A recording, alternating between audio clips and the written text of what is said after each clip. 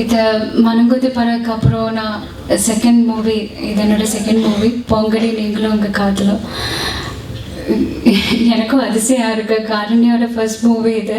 But நல்லா தமிழ் பேசுகிறேன் அவரை, பட் அவ்வளோ அந்த அளவுக்கு எனக்கு வராது, மன்னிச்சிடுங்க. இந்த கதை சொல்லிக் கொடுக்கும் போதே ராமகிருஷ்ணன் சார் கேட்டேன், நானும் கேட்டேன். என்னால் இந்த மாதிரி ஒரு கேரக்டர் மனங்குத்தி பறவை மாதிரியே இல்லை இது. அப்போது இது என்னால் முடியுமான்னு நான் கேட்டேன், மம்மி கிட்டேன் நிறைய தடவை கேட்டேன்.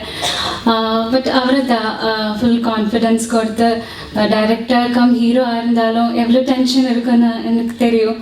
இருந்தாலும் மற்ற ஆர்டிஸ்ட் எல்லாம் இன்னையும் கரணியும் மற்ற ஆர்டிஸ்ட் எல்லாமே எந்த டென்ஷனும் கொடுக்காம கூலாக கம்ஃபர்டபுளாக நல்லபடியாக மேனேஜ் பண்ணியிருக்கவர். ஸோ அவர்கிட்ட பிக் தேங்க்ஸ் சொல்லணும். ப்ரொடியூசர் சார் கண்ணன் சார் கிட்டேயும் அண்ட் மியூசிக் இன்னைக்கு தான் நான் கேட்குறத நல்லா வந்திருக்கு எல்லாம். ஸோ எனக்கும் நல்ல எக்ஸ்பெக்டேஷன் இருக்குது இந்த மூவியில், என்னோட கேரக்டரையும் எல்லாத்தையும். So we all need your support. Thank you. பொங்கடி நீங்களும் உங்கள் காதலும் என்னோட first debut movie for Tamil.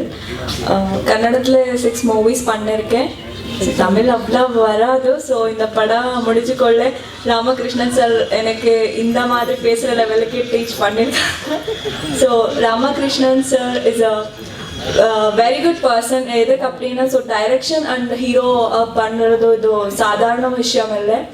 ஏன்னா எனக்கு ஒரு சீன் ஞாபகம் வரும். ஆக்சுவலி என்னோட ஆத்மியா ராமகிருஷ்ணன் சாரோட சீனில் வண்டியில் கீழே சார் வித்தான். ஆக்சுவலி ஏன்னோ ஹி காட் இன்ஜுரி. அதெல்லாம் அவருக்கு அது ஒன்றும் டென்ஷன் இல்லாமல் இல்லை நம்ம ஷார்ட் எடுக்கணும். It's bleeding actually. It's like more interested, like I have to finish this scene, and like he has put on his effort 100% and he made this movie Pongadi Neengalum Unga Kadalum. So I wish him a very good luck. And nama padathoda producer KR Kannan sir is a very nice person, and namakku ella facilities ellame oru எப்படின்னா நம்ம வீட்டு பொண்ணு மாதிரி அப்படியே எனக்கு ஆத்மியாவுக்கு பார்த்துருக்காங்க. So அது கூட எனக்கு ஒரு நல்லபடியாக ஒரு கோஆப்ரேஷன் இருந்துச்சு. எனக்கு பெங்களூர் இந்த தமிழ்நாடுக்கு வந்து எனக்கு லாங்குவேஜும் தெரியாமல் இடமும் கூட ஒன்றுமே தெரியாமல் பண்ணுறதுக்கு அவ்வளோ ஒரு கம்ஃபர்டபுள் ஃபீல் ஆச்சு. ஸோ கண்ணன் சார் மியூசிக் கொடுத்துருக்காங்க. ஸோ சாங்ஸ் எல்லாருமே இப்போ பார்த்துருப்பீங்க.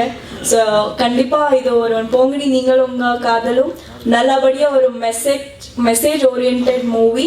அது இல்லாமல் யூத்துக்கு என்ன தேவை இருக்கோ இப்போ இந்த 21st century பொண்ணுங்கள் எப்படி இருப்பாங்க, பையன்கள் எப்படி இருப்பாங்க, அவரோட தாட்ஸ் எப்படி இருக்கும். ஸோ இந்த படம் பார்க்கும்போது கண்டிப்பாக உங்களுக்கு எல்லாருக்குமே ஒரு மெசேஜ் கிடைக்கும். ஸோ எல்லாருமே தியேட்டரில் வந்து இப்போது யூஸ்வலி நான் கன்னடா படம் கூட பண்ணியிருக்கேன். கன்னடா படத்தை சிடி கிடைக்கிறதுக்கு ரொம்ப கஷ்டம். படம் ரிலீஸ் ஆக ஒரு 6 months அப்புறம் தான் கிடைக்கும். தமிழ் படங்கள் எல்லாம் நான் பெங்களூர் நிறைய சிடி வரும், ரிலீஸ் ஆகும் 2 நாளுக்கே கிடைச்சிடும். ஸோ எனக்கு அதே ஒரு கஷ்டமாக இருக்குது. ஸோ ப்ளீஸ் அப்படி யாருமே பண்ணாதே, சிடி எல்லாம் வாங்கிட்டு பார்க்காம ஸோ டைரெக்டாக தியேட்டர்ஸ்க்கே வந்துட்டு பார்க்கணும். ஸோ நான் கண்ணன் சார் மாதிரி நிறைய ப்ரொடியூசர் புதுமுகங்களுக்கு ஆஃபர்ஸ் எல்லாம் கொடுத்துட்டு ஒரு என்கரேஜ் பண்ணுவாங்க. அவருக்கு எல்லாருக்குமே நம்ம சப்போர்ட் பண்ணணும் அப்படின்னாக்கா படங்கள் தியேட்டர் வந்து பார்க்கணும். ஸோ பிளஸ் பண்ணணும். So please wishes and pluses support பண்ணுங்க நம்ம பொங்கடி நீங்களும் உங்க காதலும். So it's a worthwhile movie and definitely you people will going to like it. Thank you so much. எந்த ஒரு பொண்ணும் தப்பான பையனை சூஸ் பண்றது இல்லடா, நீங்க தப்பா இருந்தா அதுக்கு நான் என்ன பண்ணுவேன் அப்படின்னு ஹீரோ. ஸோ இந்த மாதிரி முழுக்க பெண்கள் மேலே கவனமும் அக்கறையும் தான் இந்த படமே ஒழிய. அதான் சொல்ல ஒரு தடவை தப்பு பண்ணும்போது திரும்ப பண்ண எக்கேடுகிட்ட போய் தொலை அப்படிம்போம். அதில் வந்து கோபத்தை விட அக்கறை தான் ஜாஸ்தியாக இருக்கும். ஐயோ தான் பொண்ணு இப்படி சொல்ல கேட்க மாட்டேன்றாளே அப்படின்ற அந்த அக்கறை தான் ஜாஸ்தியாக இருக்கணும். அந்த அக்கறை தான் இந்த படத்தோட டைட்டிலே ஒழிய மற்றபடி எந்த விதத்துலையும் பெண்களை வந்து கோவப்படுத்தணுன்னோ அவங்கள வந்து இன்சல்ட் பண்ணணுன்றோ நோக்கம் துளி அளவு கூட கிடையாது.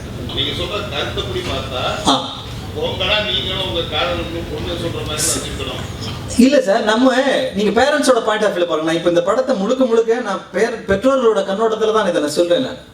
நீ எந்த பிரச்சனையாக இருந்தாலும் எங்கிட்ட தான் வரணும். நீ எவனோ முகம் தெரியாத ஒருத்தங்கிட்ட நீ எப்படி போற? நீ இன்னொரு விஷயம், இங்க ஐ லவ் யூ அப்படின்றது வந்து ரொம்ப காமன் வேர்ட் ஆயிடுச்சு சார். இப்போ ஒரு தங்கச்சி அண்ணனுக்கு சொல்றா ஐ லவ் யூன்னு, அம்மா பிள்ளைக்கு சொல்றா ஐ லவ் யூன்னு, பாட்டி பேரனுக்கு சொல்றா ஐ லவ் யூன்னு. இதே ஐ லவ் யூ காதலன் காதலிக்கு சொல்றா, கணவன் மனைவிக்கு சொல்றாங்க. இங்க அன்பு தேவையில்லை சார் யாருக்குமே. ஒரே ஒரு பிஸ்கெட் வாங்கி அந்த ஒரு நாய்க்கு போட்டா அந்த நாய் கடைசி வரைக்கும் நம்ம பின்னாடி வாழாட்டிட்டே இருக்கும். இதை விட அன்பு காட்டுறதுக்கு எந்த ஜீவனும் உலகத்துல கிடையாது.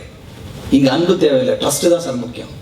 எல்லாருக்கும் சொல்ற அந்த காமன் வேர்டை ஐ லவ் யூன்னு சொல்லவே வேணாம். ஒரு கணவன் மனைவிக்கு சொல்ற ஐ ட்ரஸ்ட் யூன்னு சொல்லணும். ஒரு காதலன் காதலிக்க ட்ரஸ்ட் யூ, நம்பிக்கை தான் தேவைங்க. நம்பிக்கை இல்லவே இல்லை. ஸோ அந்த நம்புங்க, அந்த நம்பிக்கை வைக்கிறது முழுசா வைங்க. ஒரு பொண்ணு ஒரு பையன்கிட்ட பேசிட்டே இருக்கான்னா ஃப்ரெண்டா இருக்கும், ஒரு பொண்ணோடய பேசிட்டு இருப்பான். அவன் பாய் ஃப்ரெண்ட் சொல்லுவான், எவனோட இவ்வளோ நேரம் பேசிட்டு இருந்தாம்மா, அந்த பொண்ணுக்கு நிஜமாவே ஹர்ட் ஆகும். அப்புறம் என்ன லவ் இருக்குங்க? ஸோ அங்கே அன்பு தேவையில்லை, நம்பிக்கை தான் தேவை. ஸோ அந்த நம்பிக்கை வேணும் அப்படின்றது தான் இந்த படம்னு வச்சுக்கோங்க. அதுதான் அந்த போங்கடி நீங்களும் உங்கள் காதலும். யாரோ ஒருத்தரை நீ நம்புற, ஏன் பேரண்ட்ஸ் நம்ப மாட்டேங்கிற அப்படின்ற ஒரு கண்டென்ட் தான் சார். இது சொல்லும்போது ரொம்ப சீரியஸாக இருக்கும், பட் அது கிடையவே கிடையாது. ஏன்னா இப்போ எங்கள் அட்வைஸ் யாருக்குமே பிடிக்கிறது இல்லை. சார் இது வந்து காதல் அப்படின்றது வந்து காலங்காலமா இருக்கு சார். அவங்க மட்டுமே காதலிக்கல. இல்ல சார், சார் இந்த படம் ஆரம்பிச்சது வந்து நான் நவம்பர்ல ஆரம்பிச்சேன். அந்த சம்பவம் நடந்தது வந்து இப்போ இந்த அக்டோபர்ல தான். அதனால அதையும் இதையும் நம்ம தொடர்புபடுத்தி தேவையில்லாம ஒருத்தங்களை வந்து நம்ம கொஞ்சம் காயப்படுத்த வேணாம்னு நான் நினைக்கிறேன். இன்னொரு விஷயம், காதல் அப்படின்றது பொதுவான ஒரு விஷயம் சார். நம்ம அது வந்து இவங்க தான் பண்ணாங்க அவங்க தான் பண்ணாங்கன்றது கிடையாது. காலங்காலமாக அந்த காதல் இருந்துட்டு தான் இருக்கு. ஸோ அதுக்கு இதையும் நம்ம தொடர்புபடுத்த வேணாம்னு நான் நினைக்கிறேன். மேபி சில சம்பவங்கள் வந்து நம்ம பண்ணிகிட்டே இருக்கும்போது அது வந்து டக்குன்னு அது அமைஞ்சிரும், அதை தொடர்புபடுத்திடுவோம் நம்ம. பட் அது இதுக்கும் சம்மந்தமே கிடையாது சார். எல்லாரோட வாழ்க்கையிலையும் எல்லா பேரண்ட்ஸுக்கும் நடக்கிற, பெண்களை பெற்ற அத்தனை பேரண்ட்ஸும் இந்த பிரச்சனைகளை சந்திச்சு தான் இருக்காங்க. அதுலேருந்து வெளில வரணும் அப்படின்றது தான். எவ்வளோ பிரச்சனையாக இருந்தாலும் அல்டிமேட்டாக பேரண்ட்ஸுக்கு மட்டும்தான் ஷேர் பண்ணிக்கணும் அப்படின்றது தான் இந்த ஒரு சின்ன கருத்து சார். நடத்த முடியுமா சார்? நீங்கள் சார் வந்து பேசிக்கலாக நீங்கள் சொன்னதை வச்சு பார்க்கும்போது கொஞ்சம் it sounds too very philosophical, ஒரு தத்துவ ரீதியாக இருக்குது. ஓகே, அது கொஞ்சம் ரொம்ப ட்ராமாட்டிக் எஃபெக்ட்ல சொல்றீங்களா? அப்படி ஒரு லைட்டர் இல்லை சார். இது இப்போ ஒருத்தனுக்கு வந்து இப்போ நல்லவன் வந்து ஒரு பெண்களை வந்து நல்லா பார்க்குறான்னா அவனோட பார்வையில் பெண்கள் நல்லவளாக தான் இருப்பான். எவ்வளோ மோசமான ஒரு கேரக்டராக இருந்தால் கூட அவனோட பார்வையில் அந்த பொண்ணு நல்லவளாக தான் இருப்பான். அதே மாதிரி எவ்வளோ நல்ல பொண்ணாக இருந்தாலுமே தப்பானவனோட பார்வையில் தப்பாக தான் இருப்பான். அதுதான் அந்த ஒரு சீன் தேவைப்படுது. பொண்ணுங்களுக்கு நல்லவன் வேண்டாம், it's too bad to be too குட்ம்பா. வேண்டாம் பாஸ், யாருக்கு வேணும்? நீ மட்டும் நீ வந்து அட்வைஸ் பண்ணி பாரு, ஐயோ செம மொக்கடி தெரிச்சு ஓடிடும் அப்படின்னு பெண்கள் மேலே தவறான கண்ணோட்டத்தில் இருக்கிறவன் அதே இன்னொரு கேரக்டர் சொல்லுவான். அதே சீக்வன்ஸில் தான் வச்சுருக்கேன். பொண்ணுங்க ரொம்ப பாவம் தோழா. இந்த வீட்டில் இருக்கிற ஆம்பளை நாய்ங்க அன்பு ஆசையா நாளாக உட்காந்து பேசுறானா ஆம்பளை நாய்ங்கிற வார்த்தையை கடுமையாகவே பயன்படுத்திருக்கேன். ஏன் தெரியுங்களா? நம்ம வீட்டில் நம்ம சொல்ல தவறுகிறோம் சார். நம்ம கேட்டால் என் பொண்டாட்டின்றான். உன் பொண்டாட்டிக்கிட்ட தான் நீ சொல்லணும். எந்த வீட்டில் ஒய்ஃபோட ரொம்ப கம்ஃபர்டபுளாக ஒருத்தங்க இருக்காங்களோ அவங்க லைஃப் ரொம்ப சந்தோஷமா இருக்கு சார். நிறைய ஃபேமிலியை பார்த்துருக்கேன். அதுக்கு உதாரணம் மிஸ்டர் நிக்கில் முருகன். அவர் இருக்காருன்றதுக்காகலாம் சொல்லலை, நிஜம் சார். அது நிஜம். அவங்க வந்து இப்போ வீட்டில் அக்கா கேட்குறாங்க, எனக்கு அந்த சீனை கொண்டு வாங்க நான் பார்க்கணும் அப்படின்னு. பொண்டாட்டி தாசன்றாங்க சார். சொல்லிட்டு போ, பொண்டாட்டி தானே தாசனா இருக்க, ஊரில் இருக்கவங்களுக்கு இல்லைல்ல. இதில் என்ன அவமானம், இதில் என்ன வெக்கக்கேடு? எல்லாருமே ஒரு ஈகோ சார். சாவனிசம், மேல் சாவனிசம், ஆணாதிக்க சிந்தனை கடைசி வரைக்கும் நம்ம கட்டி போட்டுட்டே இருக்கணும்னு நினைக்கிறோம். பார்த்தீங்கன்னா அதுதான் பெண்கள் வந்து ரொம்ப ரொம்ப இருக்காங்கன்றதா சொல்ல, நிஜமும் அதுதான். பர்சன்டேஜ் ரொம்ப குறைவு சார். அதனால விட்டு கொடுத்து வாழ்றதுல தப்பே இல்லை அப்படின்ற சார். அதுதான் சிம்பிள். இதில் வந்து பிலாசபிக்கலோ இல்லை வாழ்க்கையை சொல்லணும்னு நினைக்கிறேன், அவ்வளோதான். உங்கள்கிட்ட நீங்களும் உங்கள் காதலுக்கும் நான் சொல்கிற விஷயத்துக்கு சம்மந்தம் இருக்கா? இதுதான் விஷயம். ஸோ எல்லாரோட லைஃப்லையுமே கடந்து போகிற விஷயம் தான். பக்கத்துலேயே இருக்கும் சார், விட்டுருவோம் சார் நம்ம. சார் நீங்கள் டைட்டிலே ஆண்களை தான் இழிவுபடுத்துறீங்க. எந்த ஒரு ஆணும் ஆண்களை நான் பொதுவாகவே ஆண்களை சொல்லலை, அதுதான் சொன்னேன். இங்கே ஒரு கேரக்டர் பெண்களை பற்றி உயர்வாக சொல்லுவார், அதுதான் ஆண் தான். ஒரு பொண்ணை பற்றி தப்பாக சொல்லுவோம், அவனும் ஆண் தான். தப்பான ஆண்களை மட்டும்தான் நான் சொல்கிறேன் சார். கார்த்திக் சார், நான் இல்லை பொதுவான ஆண்களை நான் சொல்லலை.